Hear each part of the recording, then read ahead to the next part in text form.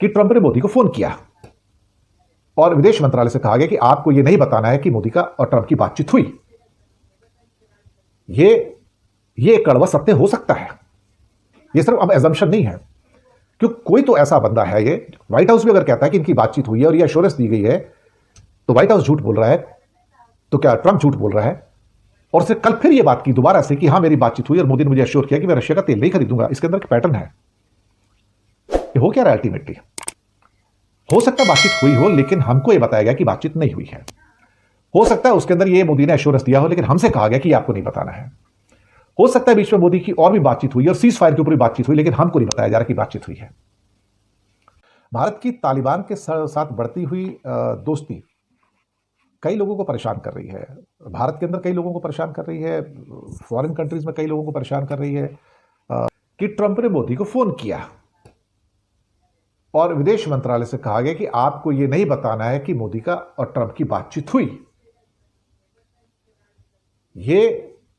ये कड़वा सत्य हो सकता है, ये सिर्फ अब एजम्पशन नहीं है, क्योंकि कोई तो ऐसा बंदा है, ये व्हाइट हाउस भी अगर कहता है कि इनकी बातचीत हुई है और ये एश्योरेंस दी गई है, तो व्हाइट हाउस झूठ बोल रहा है, तो क्या ट्रंप झूठ बोल रहा है?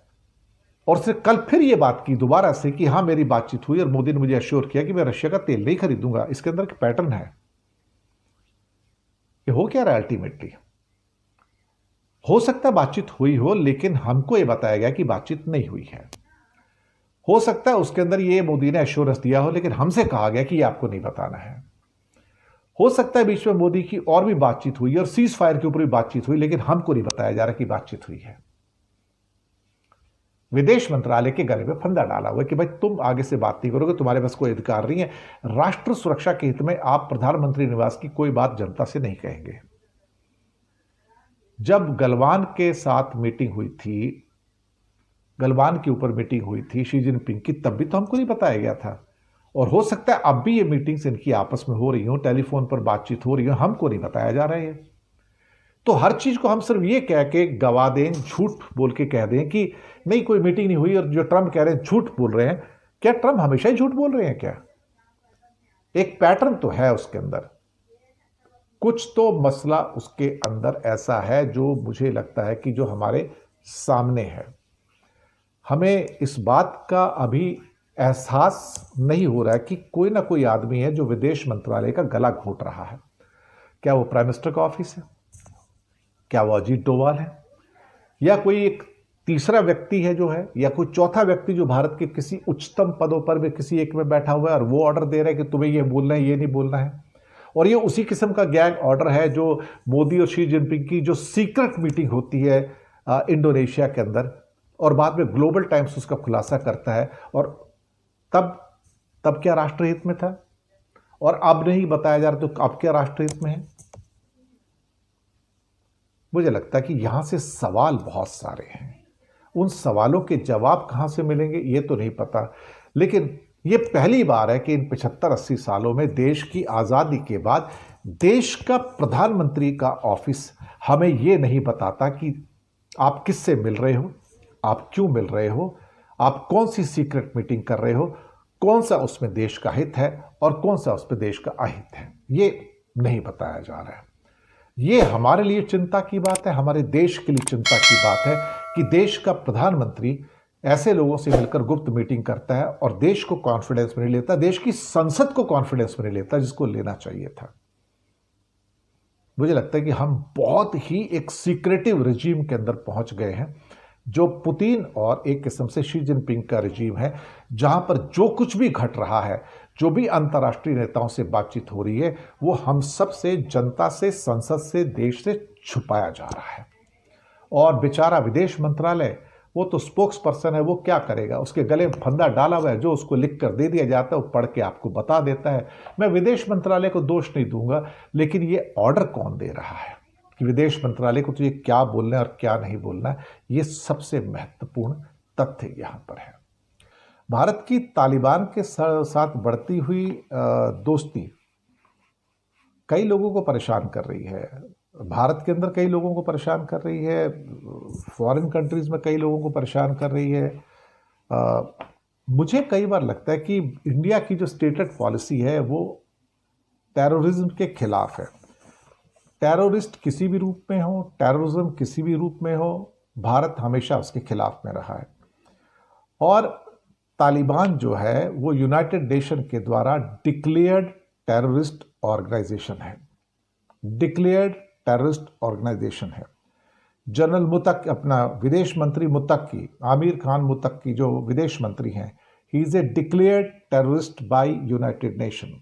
जी हाँ, declared terrorist by united nation. अब भारत में उसका स्वागत किया जाता है, उसको रेड कारपेट वेलकम दिया जाता है, उसको देवबंद ले जाया जाता है, उसकी बाकी जगह घुमाया जाता है। अब उसके साथ ये दोस्ती मुझे लगता है कि कहीं ना कहीं भारत के ऊपर, इंडिया के ऊपर बहुत सारे क्वेश्चन मार्क खड़े कर रही है। और एक क्वेश्चन मार्क ये है कि जब आपकी policy, stated policy anti terrorism है, तो फिर आप तालिबान के साथ दोस्ती क्यों कर रहे हो? देखिए, अब आपको जो भी सैक्रिफाइस करना हो आप कर सकते हो, पर क्या आप अपने प्रिंसिपल, अपने सिद्धांतों के साथ समझौता करोगे? आप कहोगे नहीं, चूंकि वहां पे चीन का है, चीन का प्रभाव बढ़ रहा है और हमारे लिए भी अफगानिस्तान बहुत इंपॉर्टेंट है, तो क्या उसके लिए क्या आतंकवादियों के साथ समझौता कर लोगे?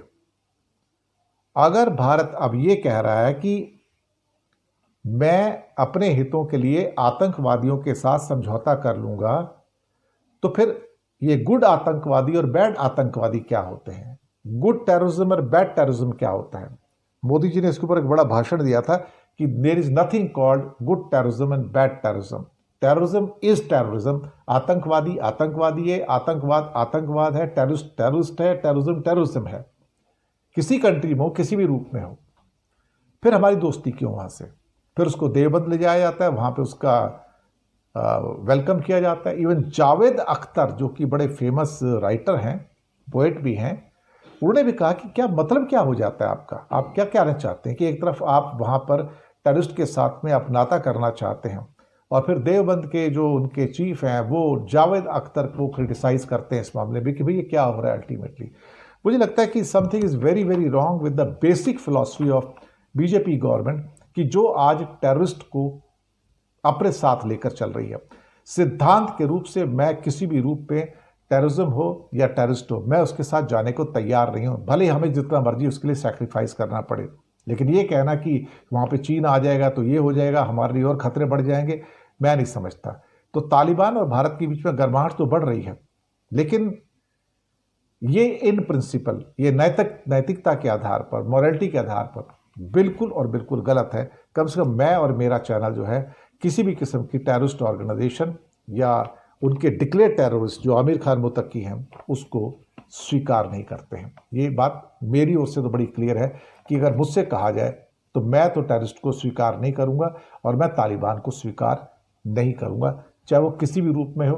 There is no bad Taliban और good Taliban. Taliban is Taliban and declared terrorist organisation, और उनके जो चीफ हैं वो भी टेररिस्ट डिक्लेयर्ड है यूएनओ के द्वारा। That's the final picture.